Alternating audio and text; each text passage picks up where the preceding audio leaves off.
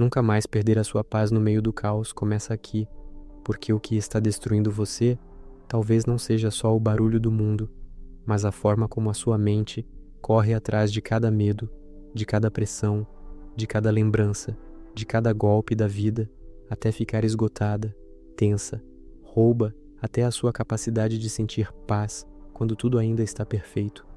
E o mecanismo que Buda ensinou para romper isso tem nome: Anapanasati, a atenção plena à respiração, uma prática simples só na aparência, mas poderosa o bastante para cortar a corrente que liga o caos lá fora ao caos aí dentro. E se você continuar até o final, vai entender como transformar a sua própria respiração no lugar onde a sua paz deixa de ser refém do mundo. Porque é isso que você precisa ver agora. O caos não vence você só quando algo ruim acontece.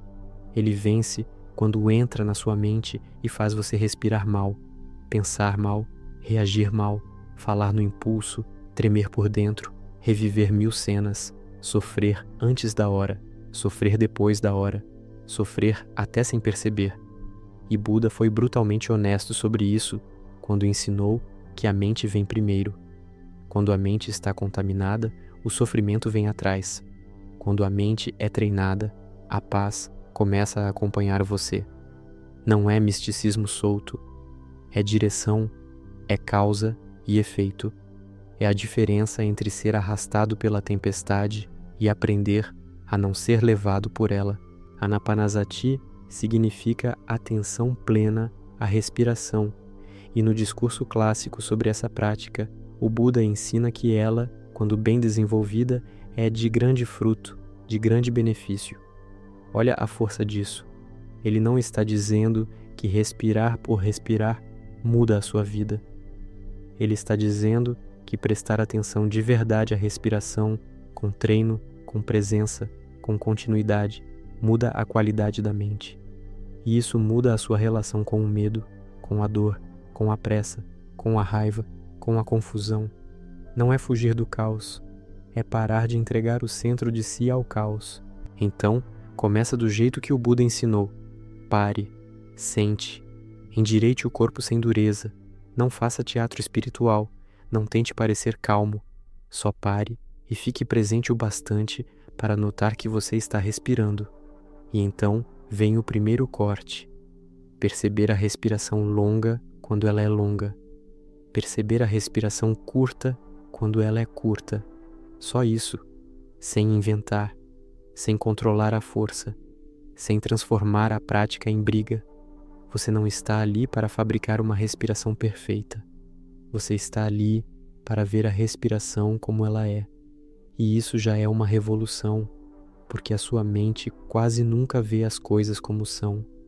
Ela vê como teme, como imagina, como projeta. Buda começa limpando isso na base. Depois, o treino aprofunda. Sentir o corpo todo enquanto respira e acalmar o movimento do corpo enquanto respira. Aqui, muita gente falha, porque quer milagre instantâneo. Mas o passo é vivo, concreto, físico. Quando você sente a respiração atravessando o corpo, o peito, a barriga, a garganta, o rosto, a tensão dos ombros, você começa a sair do torvelinho da cabeça.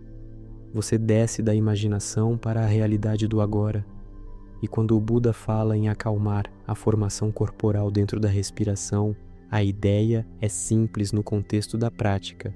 Deixar o corpo parar de lutar, deixar a respiração ir ficando menos quebrada, menos dura, menos desesperada. O caos ainda pode estar do lado de fora, mas ele já não está mandando em cada músculo seu. E aqui começa algo que muita gente nunca viveu de verdade. O primeiro gosto de paz que não depende de notícia boa, de aprovação, de dinheiro entrando, de alguém mudando, de problema acabando. Porque o Buda não construiu esse caminho em cima da fantasia de que a vida vai obedecer você. Ele construiu em cima da possibilidade real de treinar a mente no meio da impermanência. Você sente a respiração, o corpo abaixa a guarda, a avalanche interna desacelera um pouco, e pela primeira vez, talvez em muito tempo, você percebe que não era o mundo inteiro que estava esmagando você naquele instante. Era também a forma como você se agarrava a cada onda que passava. A prática então entra nas sensações. O Buda fala em perceber alegria, perceber bem-estar, perceber aquilo que mexe a mente por dentro e acalmar isso. Em linguagem simples, depois que a respiração começa a firmar você, nasce um alívio. Não porque a vida virou fácil, mas porque a sua mente parou de se ferir, sem parar. E esse alívio precisa ser notado, precisa ser permitido, precisa ser cultivado. Tem gente que sabe sofrer, mas não sabe permanecer num segundo de paz sem desconfiar dele. Tem gente que vive tão acostumada ao aperto que quando o aperto afrouxa, ela mesma corre para criar outro. Buda ensina o contrário, notar o bem-estar sem culpa, sustentar a calma sem medo e ir acalmando o que fabrica agitação dentro de você. Depois, o ensinamento fica ainda mais direto e mais íntimo. Conhecer a mente, alegrar a mente, firmar a mente, libertar a mente. Isso não é frase decorada. Isso é cirurgia interior. Conhecer a mente é perceber com honestidade se ela está apertada, dispersa, com raiva, com medo, pesada, sonolenta, ansiosa. Alegrar a mente não é mentir para si mesmo, é dar a ela um ar mais limpo, um chão mais digno, uma respiração mais inteira. Firmar a mente é impedir que ela escorregue a cada estímulo, a cada lembrança, a cada provocação. E libertar a mente, nesse passo da prática, é começar a sentir que você não precisa obedecer imediatamente a tudo o que surge aí dentro. Nem todo pensamento é uma ordem, nem toda emoção é uma verdade final, nem todo impulso merece virar ação. Aí vem a parte que corta mais fundo, porque Buda não queria só acalmar pessoas por alguns minutos. Ele queria mostrar a raiz da escravidão interior. Por isso, nos últimos movimentos da prática, ele aponta para ver a impermanência, ver o enfraquecimento do apego, ver a cessação, ver o soltar. Em palavras simples, perceber que tudo muda, que o que parecia sólido treme, que o que você agarra escapa, que a dor sobe e desce, que o medo vem e vai, que até o pensamento que parecia dominar tudo também passa. E quando isso é visto com clareza, o apego começa a perder força. Soltar aqui não é abandonar a vida, é abandonar a garra cega com que você tenta prender o que não pode ser preso. É aí que a paz deixa de ser um acidente e começa a virar caminho. Então guarda isso com força. Anapanasati não é contar a respiração para distrair a mente por 5 minutos. É usar a respiração como porta de entrada para ver corpo, sensação, mente e aquilo que governa a mente. É por isso que no mesmo ensinamento, o Buda liga essa prática ao amadurecimento da atenção, ao despertar e à libertação. A respiração parece simples, porque ela está com você desde o primeiro dia, mas é justamente aí que está o choque. Aquilo que você ignorou a vida inteira talvez seja a ponte mais direta entre o desespero e a lucidez. O ar entra, o ar sai. E no meio disso, existe uma chance real de parar, de se perder de si mesmo. Agora traz isso para a vida real, porque é aqui que o ensinamento deixa de ser bonito e fica verdadeiro. Quando vier uma mensagem que bagunça seu peito, antes de responder, respire e saiba que está respirando. Quando vier uma onda de ansiedade, note se a respiração está longa ou curta. Quando a mente quiser correr para o pior cenário, volte para o corpo inteiro. Quando a raiva subir como fogo, não dê sua boca a ela no primeiro segundo. Quando o medo apertar, firme a mente antes de firmar qualquer opinião. Quando a dor emocional vier dizendo que vai durar para sempre, olhe de novo e veja se ela não está se movendo agora mesmo. A técnica de Buda é simples demais para o ego gostar dela logo de início, porque o ego prefere drama, excesso, descontrole e história. Mas a liberdade começa no simples visto de verdade. E talvez o ponto mais duro seja este: você não perde a sua paz apenas porque o mundo é cruel, incerto ou caótico. Você perde a sua paz também porque nunca foi ensinado a sentar no meio da onda sem virar a onda. Nunca foi ensinado a respirar sem fugir de si. Nunca foi ensinado a olhar a mente sem se confundir com tudo o que ela produz. Buda oferece exatamente isso. Não um feitiço, não uma promessa infantil, um treino, um caminho, um retorno repetido e honesto. Respiração após respiração, queda após queda, retorno após retorno. E é por isso que essa prática, quando entra de verdade, começa a mudar, não só como você medita, mas como você sofre, como você ama, como você escuta, como você atravessa um dia ruim sem entregar a alma para ele. Porque se a respiração pode ser vista com clareza no meio do caos, o que mais em você também pode ser visto, atravessado e solto antes que vire prisão? Escreva nos comentários: minha paz não pertence ao caos. Agora aprofunda, porque quase todo mundo entende Anapanasati de um jeito raso demais e por isso pratica sem atravessar a própria pele. O ensinamento original começa num lugar simples e brutal: sentar, corpo ereto, atenção na frente, respirar consciente, ver se a respiração está longa ou curta, sentir o corpo inteiro e então acalmar esse movimento do corpo. Depois, a prática atravessa a sensação, mente e, por fim, a visão da impermanência e do soltar. Ou seja, não é uma técnica para relaxar um pouco, é um caminho completo para impedir que o caos tome posse da sua mente. E o próprio conjunto de textos sobre a respiração insiste que isso exige treino real, não só estar atento de qualquer jeito. Então, aplica assim, de modo radicalmente honesto. Antes de tentar ficar em paz, pare de mentir para si mesmo sobre o estado em que você está. Quando o caos bater, não comece combatendo o mundo. Comece lendo a respiração como quem lê uma página do próprio sofrimento. Ela está curta, picotada, presa, pesada, correndo. O Buda começa por aí porque a respiração mostra, em tempo real, o que o medo, a pressa e a tensão estão fazendo com você. E repara no detalhe decisivo: o ensinamento manda discernir, perceber, conhecer a respiração longa e curta. A calma vem depois. Primeiro, você vê. Depois, você solta.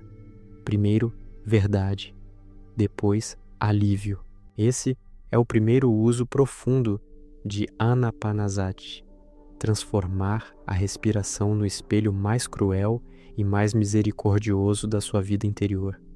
Porque quando você não percebe o ar entrando e saindo, você também não percebe o momento exato em que vira refém de um pensamento, de uma lembrança, de uma ofensa, de uma notícia, de uma fantasia de desastre. Você já foi levado, já foi arrastado, já perdeu o centro. Por isso, o treino não começa no grande trauma, nem no grande insight. Começa no segundo microscópico em que você nota: minha respiração mudou, então algo em mim já foi tocado. Esse segundo é ouro. Esse segundo é a porta. Esse segundo é onde a paz deixa de ser sorte e começa a virar prática. Agora vem uma aplicação que muda tudo. Não use a respiração para fugir do que sente. Use a respiração para ficar no meio do que sente sem ser engolido. Quando o texto fala em sentir o corpo inteiro, isso pode ser vivido de forma muito concreta: peito, garganta, barriga, mandíbula, rosto, nuca, costas, mãos. O caos quase sempre sequestra uma parte do corpo antes de sequestrar toda a mente. Então, em vez de entrar direto na história mental, entre no mapa vivo do corpo. Sinta onde o medo aperta. onde a raiva esquenta, onde a tristeza pesa, onde a ansiedade acelera. O Buda liga a respiração ao corpo de forma direta e diz que o sopro é um corpo entre os corpos. Isso significa que a entrada mais honesta para sair da tempestade não é discutir com a cabeça logo de início, mas voltar a morar no corpo que a tempestade está tentando tomar. Depois entra o passo que quase ninguém aplica com precisão: acalmar a formação corporal. Em linguagem simples, deixar de piorar, com o próprio corpo, aquilo que já dói. Você percebe quanta força inútil está fazendo para respirar? Quanta dureza no maxilar? Quanto ombro levantado como se estivesse carregando um inimigo invisível? Quanta barriga travada? Anapanasati não pede um corpo perfeito, pede um corpo menos em guerra consigo. Então, a prática fica assim: inspirar percebendo, expirar soltando um grau mínimo de luta, não 100% de uma vez, 1 grau, depois outro, depois outro. A paz começa a voltar quando o corpo para de obedecer cegamente ao comando do pânico. Aí a técnica fica ainda mais poderosa, porque ela sai do corpo e atravessa as sensações. O discurso põe logo depois da calma corporal o treino de sentir alegria, sentir bem-estar, sentir as formações mentais e acalmá-las. E aqui existe um segredo enorme. Muita gente perde a paz, não só por causa da dor, mas porque não sabe ficar nem com um pequeno alívio sem voltar correndo para a agitação. Então, quando surgir um mínimo espaço interno, não desperdice. Não saia dele rápido demais. Não suspeite dele. Não esmague esse instante com urgência. Fique. Perceba. Deixe o corpo aprender que existe um outro ritmo possível. No esquema do Buda, essa parte já é o campo das sensações. E isso é decisivo porque sentir, sem se afogar no sentir, é uma das passagens mais profundas entre sofrimento bruto e lucidez. E aqui vem uma chave raríssima para aplicar a técnica de forma mais funda. Existe o fato bruto e existe o que a mente fabrica em cima dele. Nas notas antigas associadas a esse discurso, percepções e sensações são ligadas ao que é chamado de formação mental, isto é, aquilo que ajuda a montar a experiência por dentro. Em termos simples, uma coisa é o aperto no peito, outra coisa é a imagem catastrófica, a frase repetida, a lembrança incendiada, a interpretação que alimenta esse aperto. Anapanasati ensina a notar esse processo no ato. Você respira, sente a onda e começa a ver a fábrica por trás da onda.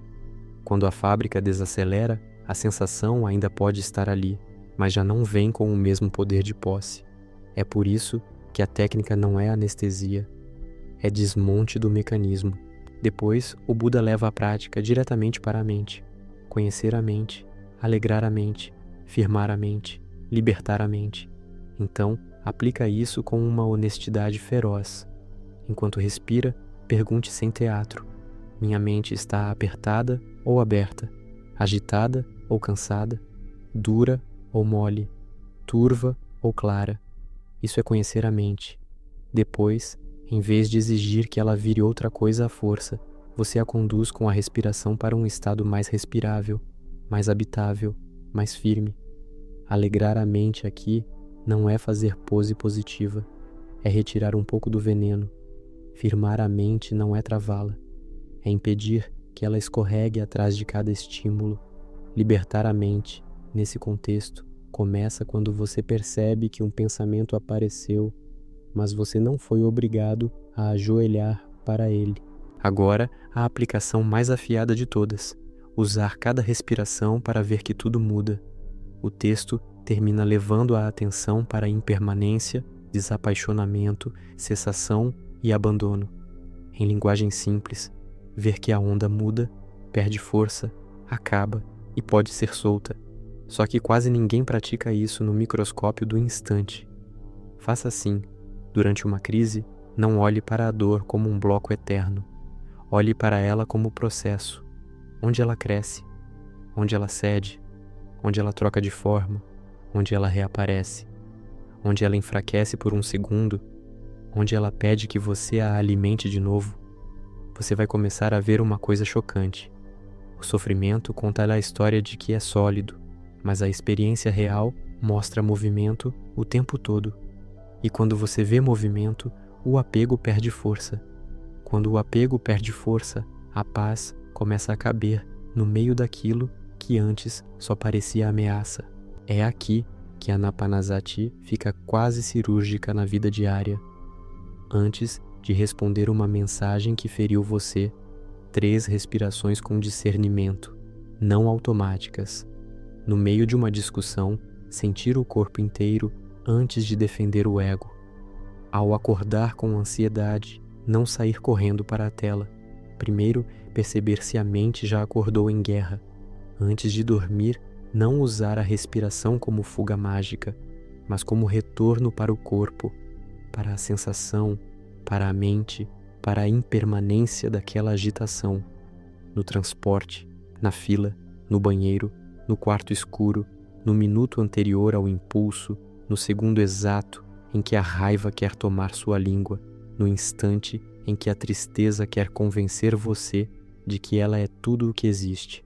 A prática cabe ali. O texto descreve o treino sentado e recolhido. Essa aplicação cotidiana é uma extensão fiel da mesma lógica dos 16 passos. E existe uma virada ainda mais funda.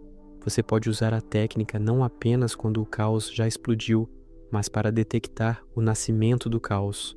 Esse talvez seja um dos usos mais poderosos e mais ignorados. A mente quase nunca cai de repente.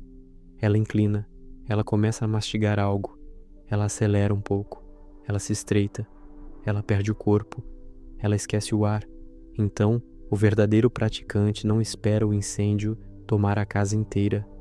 Ele percebe a primeira faísca, uma respiração longa conhecida como longa, uma curta conhecida como curta, corpo inteiro percebido, um grau de luta abandonado, sensação notada, mente conhecida, movimento visto como movimento, soltar iniciado antes do colapso. Isso é muito mais forte do que se acalmar depois. Isso é impedir que a avalanche ganhe o tamanho que sempre ganhou. E quando essa prática amadurece, ela começa a seguir a própria sequência descrita no discurso. Atenção estável, investigação, energia, alegria serena, calma, concentração, equanimidade. Não é uma escada mecânica, nem uma promessa de experiência bonita toda vez. É uma direção. Primeiro você fica realmente presente. Depois entende melhor o que está vendo. Depois ganha força para continuar. Depois surge um alívio mais limpo. O corpo e a mente aquietam. A atenção se junta. E aparece uma equanimidade que não é frieza, é estabilidade no meio da mudança. É por isso que a técnica é tão profunda. Ela não tenta salvar você do fato de que a vida muda. Ela treina você para não desabar com cada mudança. Então, grava isso no centro do peito. A respiração não é pequena. Pequena é a forma como normalmente você vive longe dela. O ar, entrando e saindo, pode virar o fio que costura seu corpo de volta, limpa suas sensações, revela sua mente e mostra que o que parecia absoluto está passando. E se isso for treinado de verdade, respiração após respiração, não só em silêncio, mas nos momentos em que o mundo tenta arrancar você de si, então a paz deixa de ser um acidente raro e começa a se tornar uma força treinada, uma dignidade interna, uma presença que não corre para fora de si toda vez que a vida levanta a voz.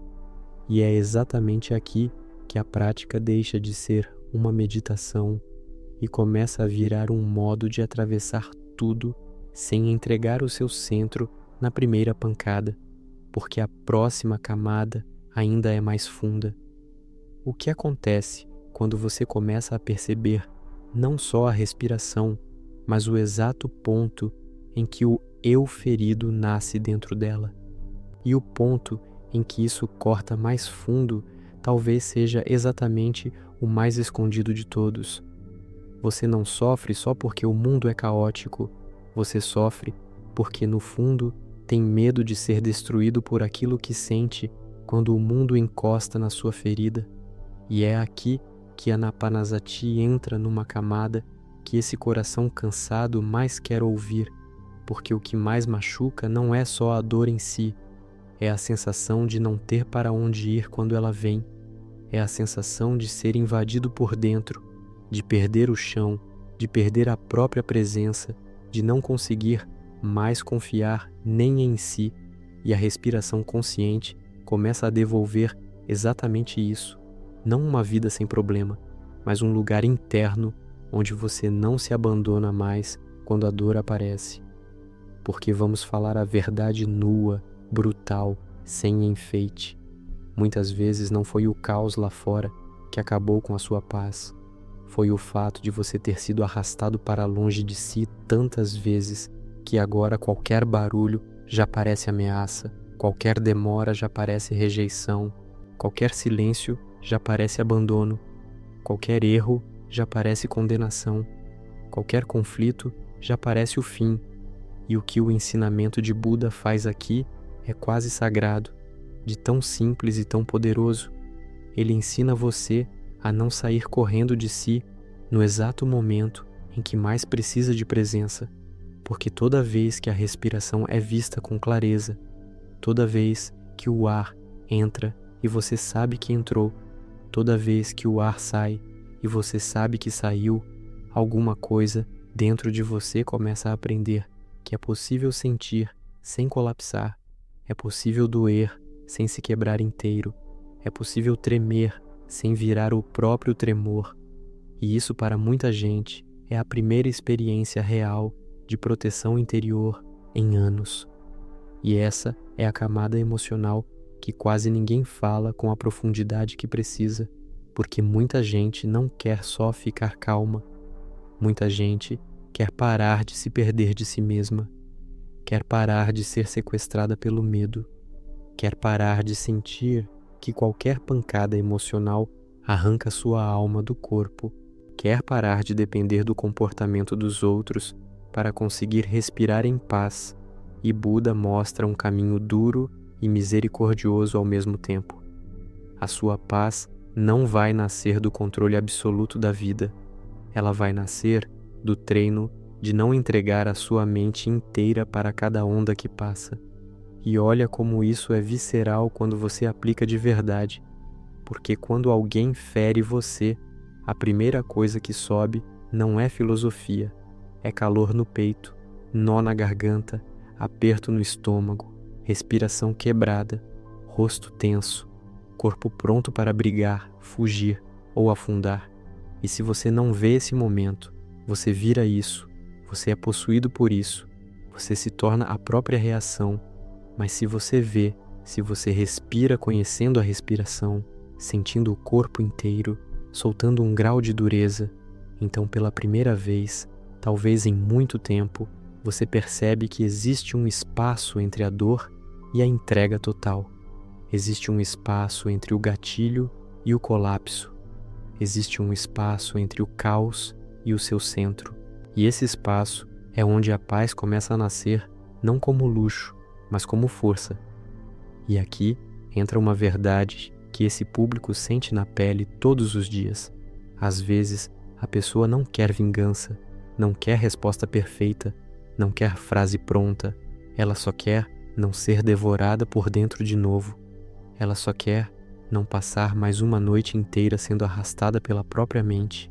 Ela só quer não sentir o coração disparar a cada lembrança. Ela só quer não transformar um problema em 100 dentro da cabeça. E Anapanasati começa a curar isso num nível que parece pequeno para quem olha de fora, mas é gigantesco para quem vive por dentro, porque ela devolve ao praticante a experiência esquecida de permanência, de ficar, de suportar a onda sem se jogar no fundo dela, de olhar o medo sem ajoelhar diante dele, de olhar a tristeza sem chamá-la de identidade, de olhar a raiva sem dar a ela a chave da sua boca, das suas mãos, do seu destino. E existe um momento muito forte nessa prática em que você começa a perceber que por trás de muitas crises existe sempre a mesma fome oculta, a fome de garantia, a fome de controle, a fome de ser poupado, a fome de nunca mais sentir desconforto. E quando essa fome manda em você, qualquer mudança vira ameaça, qualquer incerteza vira tormento, qualquer imperfeição vira guerra. Mas quando a respiração vai sendo conhecida no instante em que a fome aparece, algo muda, porque você passa a ver que não é obrigado a alimentar toda a carência interna na mesma hora em que ela grita. Não é obrigado a acreditar em toda a urgência emocional. Não é obrigado a transformar toda a dor em identidade permanente. E isso mexe numa camada ainda mais íntima, porque muita gente vive como se fosse apenas a soma das suas feridas, como se fosse apenas a pessoa que foi rejeitada, traída, esquecida, humilhada, pressionada, abandonada, e a respiração consciente vai devolvendo uma sensação muito profunda de que existe algo em você anterior ao ataque, anterior ao medo, anterior ao turbilhão, algo que vê, algo que permanece, algo que não precisa morrer a cada emoção forte que aparece. E isso não é frase bonita, isso é treino encarnado, é a paz deixando de ser ideia e começando a ser corpo, sensação, mente sendo vista no ato. Então, quando você senta e respira, não está só fazendo um exercício, está reconstruindo uma confiança interna que talvez a vida tenha quebrado pedaço por pedaço. Está dizendo para o seu sistema inteiro, sem palavras, sem teatro, sem fingimento: eu não vou me abandonar quando vier o caos. Eu não vou fugir de mim quando a dor bater. Eu não vou entregar meu centro na primeira pancada. Eu vou ficar aqui, eu vou respirar aqui, eu vou ver isso mudando. Eu vou atravessar isso sem virar isso. E é exatamente por isso que a prática fica tão poderosa quando chega nos dias comuns, porque não é só no silêncio que ela prova sua verdade. É quando você é ignorado, contrariado, pressionado, quando o dinheiro falta, quando a resposta não vem, quando a saudade aperta, quando a culpa sobe, quando a cabeça cria desastres, quando a vida levanta a voz, e mesmo assim você percebe o ar, sente o corpo inteiro, reconhece a mente, vê a onda mudando e não se entrega inteiro a ela. E nesse instante acontece uma coisa quase chocante. O mundo talvez continue duro, mas você já não está mais do mesmo lado do caos. Você não está mais lutando junto com a tempestade contra si mesmo. E talvez essa seja uma das coisas mais emocionais e mais libertadoras de todas, porque o que muita gente quer no fundo não é uma técnica para parecer zen, é uma técnica para não se trair mais, para não se violentar mais por dentro, para não transformar cada dor em sentença final, para não passar mais a vida inteira perdendo a própria paz por causas que entram, queimam, passam e mesmo assim deixam a mente ajoelhada por dias, meses, anos. E Buda aponta justamente para essa saída dura e real: sentir completamente, ver claramente, soltar gradualmente. Não porque a dor não importa, mas porque você importa demais para continuar sendo destruído por tudo aquilo que toca a sua mente sem encontrar presença.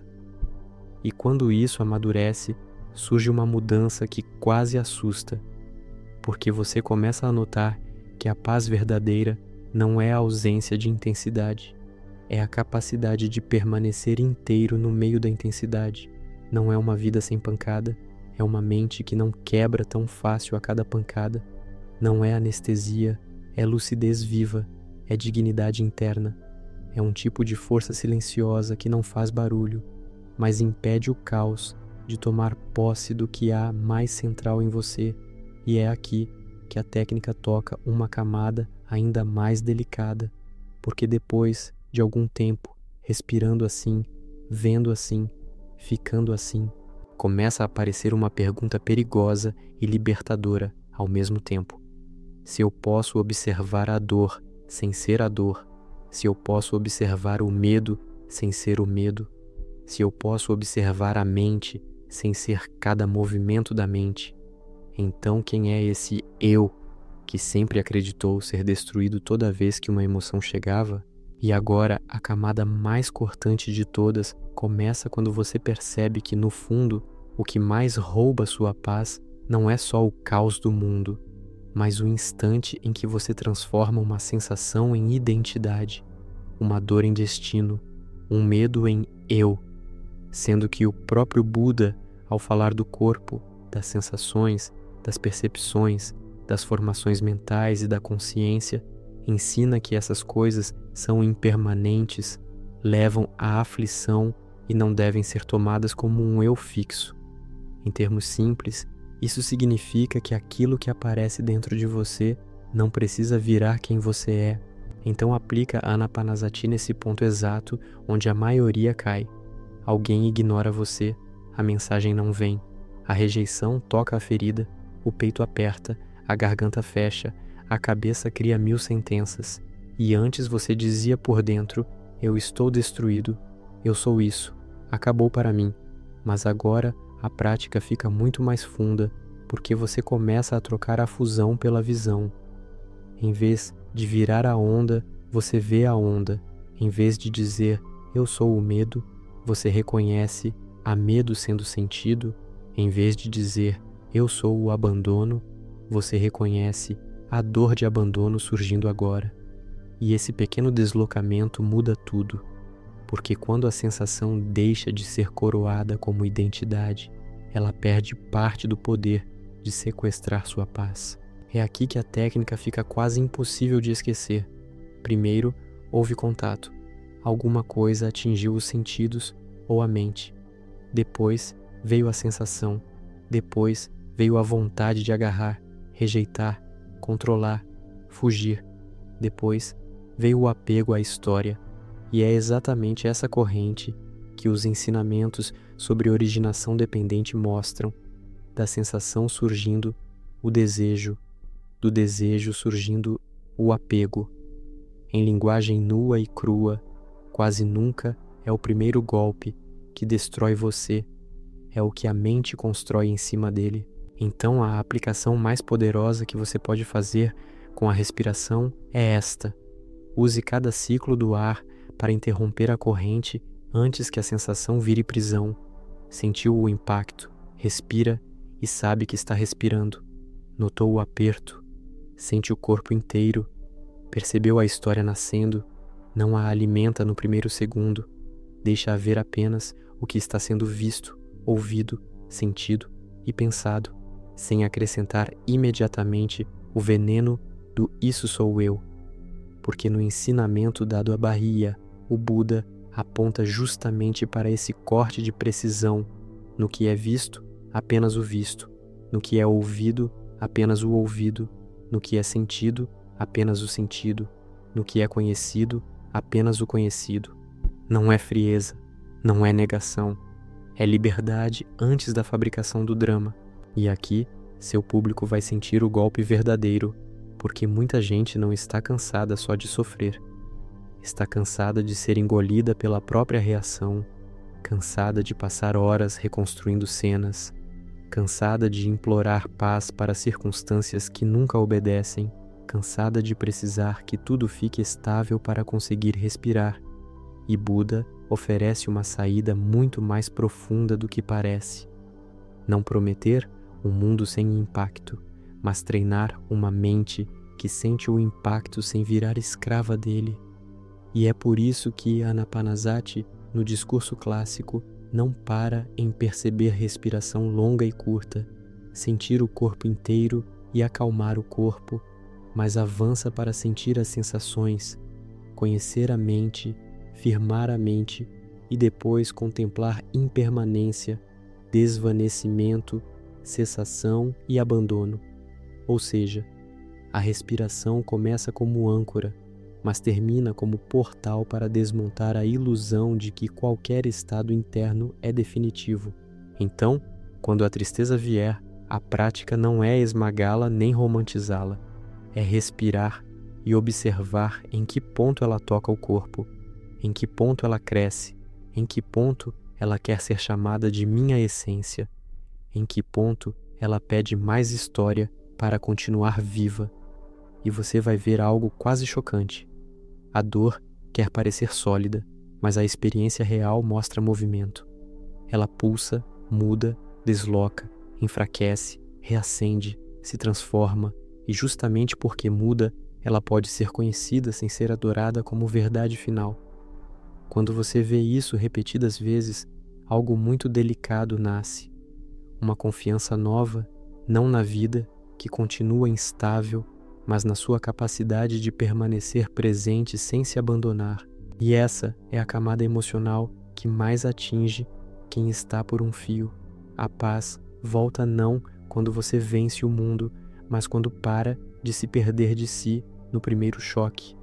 Quando percebe que sentir não é o mesmo que afundar. Quando aprende que emoção não é ordem.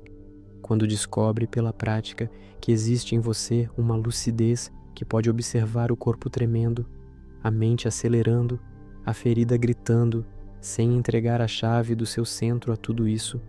E aí, a respiração deixa de ser um exercício e vira abrigo real, vira lugar de reencontro, vira o ponto onde o caos bate e não encontra mais uma casa vazia, encontra presença, encontra visão, encontra um ser humano que talvez ainda chore, ainda trema, ainda sinta muito, mas já não se ajoelha automaticamente para cada estado passageiro que surge. E quando essa presença começa a ficar firme o bastante para ver a sensação nascer, a história tentar crescer e o apego quase se formar, a próxima pergunta abre a porta de uma camada ainda mais funda e mais perigosa. Se a paz aumenta justamente quando você para de chamar cada movimento interno de eu, o que mais na sua dor ainda está de pé só porque foi nomeado e defendido como se fosse sua identidade? E é exatamente aqui que a técnica entra na ferida mais secreta de todas, porque depois de algum treino, você começa a perceber uma coisa quase assustadora. Talvez o que mais esteja destruindo a sua paz não seja a dor em si, mas a velocidade com que você cola a palavra eu em tudo o que sente, em tudo o que pensa, em tudo o que sofre. E o Buda foi duro nesse ponto, ao ensinar que forma, sensação, percepção, formações mentais e consciência são inconstantes, trazem sofrimento quando são agarradas e não são algo que caiba ser tomado como isto é meu, isto sou eu, isto é meu eu. Em linguagem simples, o que aparece dentro de você não precisa virar sua identidade só porque apareceu. Então a respiração começa a fazer uma coisa gigantesca e quase invisível. Ela cria um espaço entre a experiência e o rótulo, entre a onda e o sou eu, entre a dor e a sentença, entre o medo e a identidade. E esse espaço é tudo, porque antes você sentia ansiedade e já dizia por dentro, eu estou acabado. Sentia rejeição e já dizia, ninguém me quer. Sentia tristeza e já dizia, essa sou eu de verdade. Mas agora a prática corta isso no nascimento, porque você respira, sente o corpo inteiro, reconhece o aperto, vê a mente tentando colar um nome definitivo naquilo e não entrega o centro tão rápido. Você para de dar à emoção passageira o trono da sua existência. Isso não é negar o que dói. Isso é parar de ajoelhar diante do que dói. E aqui entra uma camada emocional que esse público mais quer ouvir, porque muita gente não está só cansada do caos, está cansada de viver como refém do próprio mundo interno, cansada de ser puxada por lembranças, cansada de ser dilacerada por silêncio, cansada de depender do comportamento dos outros para conseguir respirar em paz, cansada de sentir que qualquer rejeição prova que ela não vale nada, qualquer erro prova que ela falhou por inteiro, qualquer atraso prova que foi esquecida, qualquer conflito prova que vai perder tudo.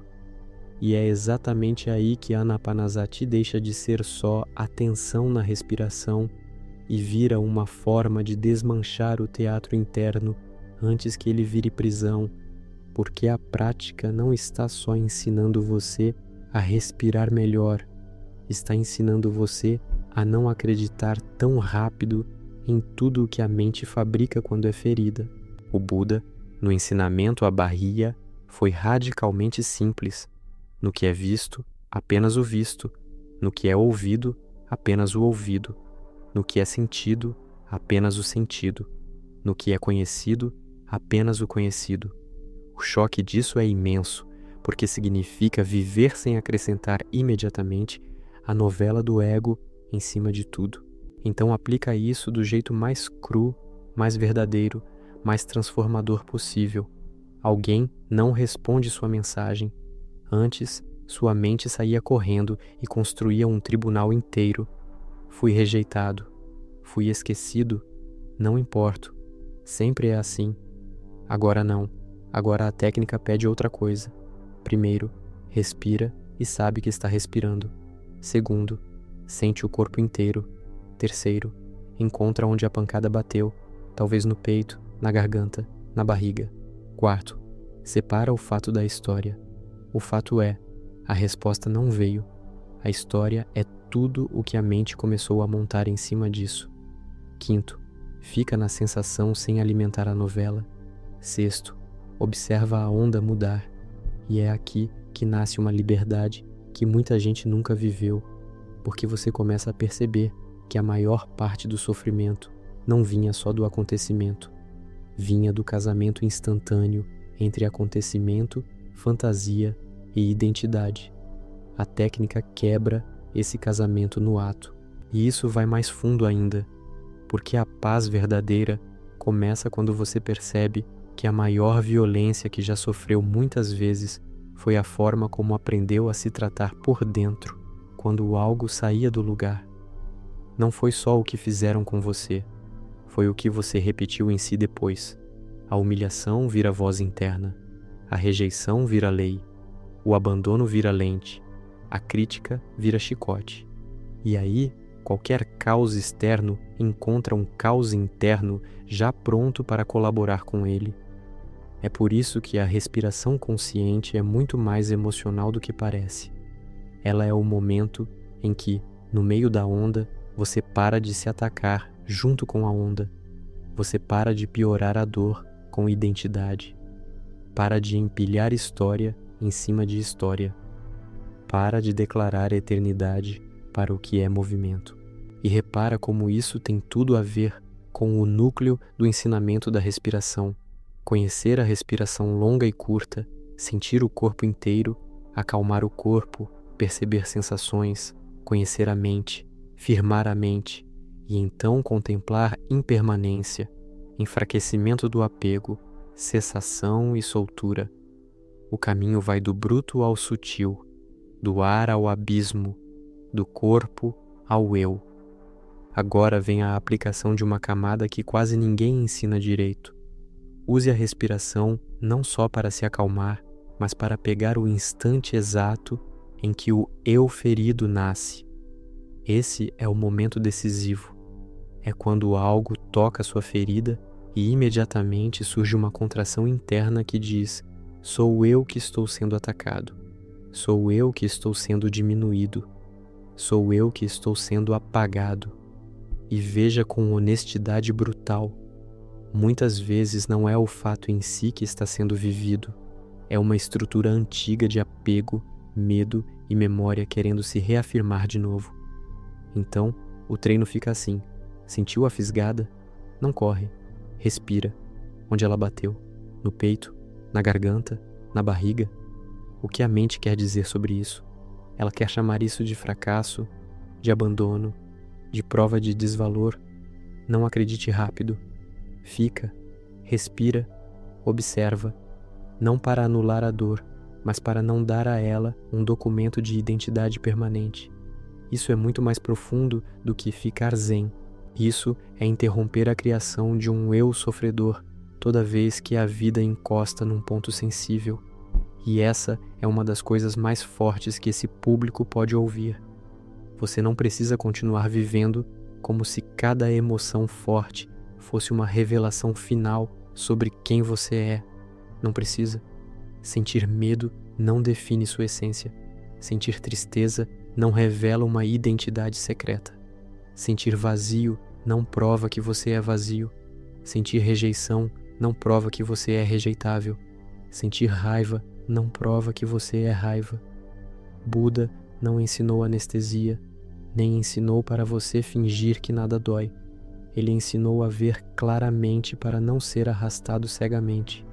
E quando você usa a respiração desse jeito, ela começa a fazer algo que parece pequeno por fora, mas por dentro é revolucionário.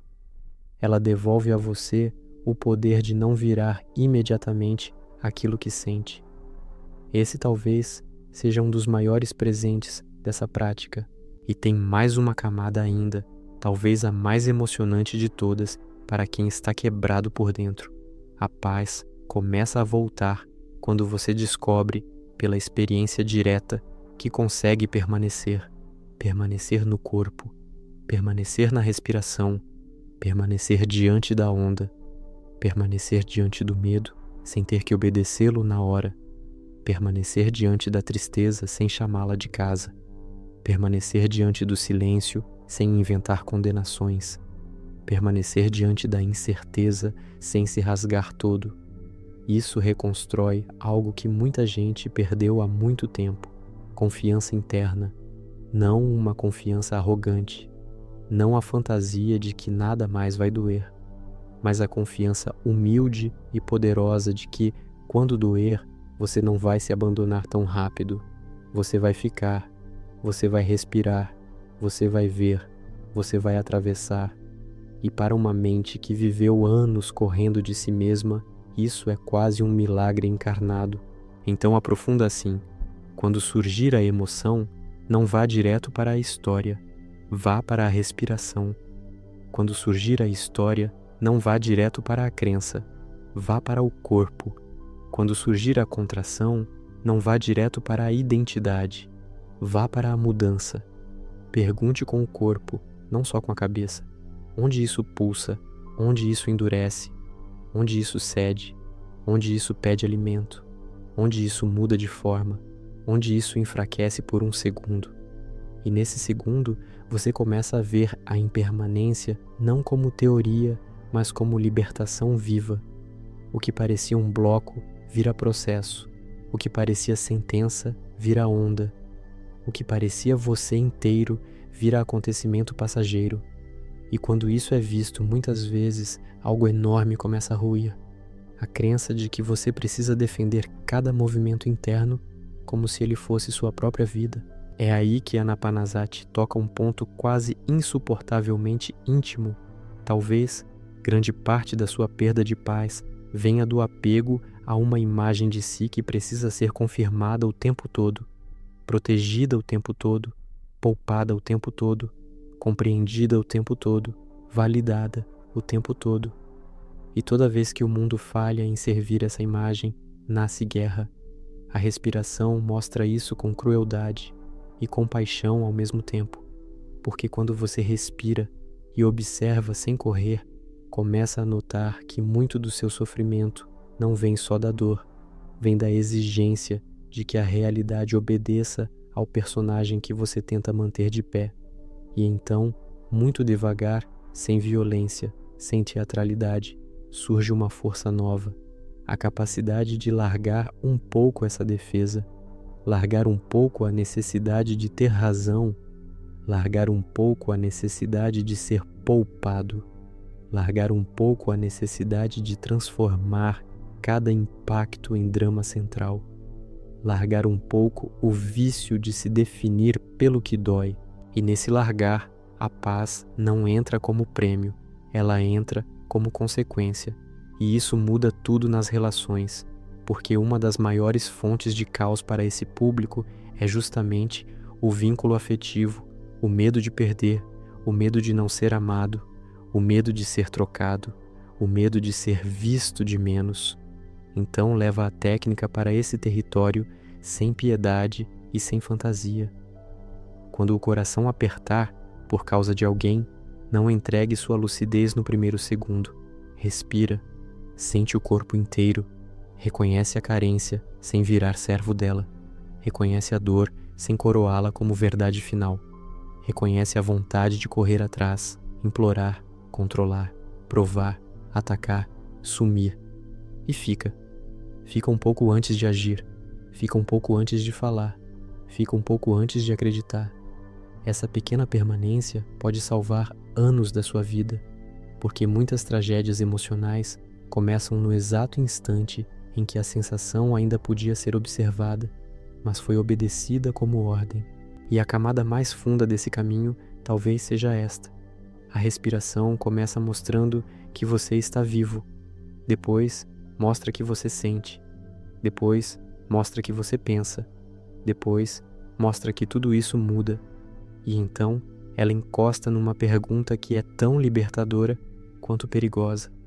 Se tudo isso muda, se tudo isso surge e passa, se tudo isso pode ser observado, por que eu continuo entregando o meu centro como se ele fosse obrigado a morrer a cada movimento da mente? O Buda não convidou as pessoas a criarem um novo personagem espiritual. Ele empurrou para uma visão mais limpa, mais nua, mais honesta, na qual aquilo que é inconstante deixa de ser abraçado como identidade absoluta.